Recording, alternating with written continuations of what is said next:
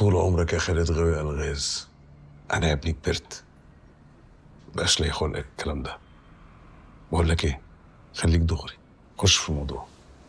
ايه القضيه؟ عايز انقل البصمات تتنقل.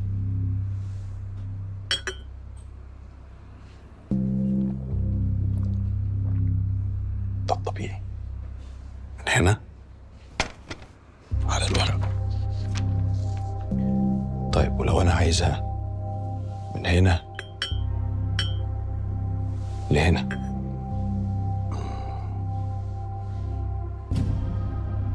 بس ده يبقى اسمه تلاعب بالادله يا متر، يا محترم يا بتاع القانون، وانت عارف عقوبته. طب ولو القانون ما بينصفش الحق؟ مش شغلتنا، احنا بتوع علم. انا عايز العلم ده ينصف الحق، وبعد كده القانون يقول كلمته.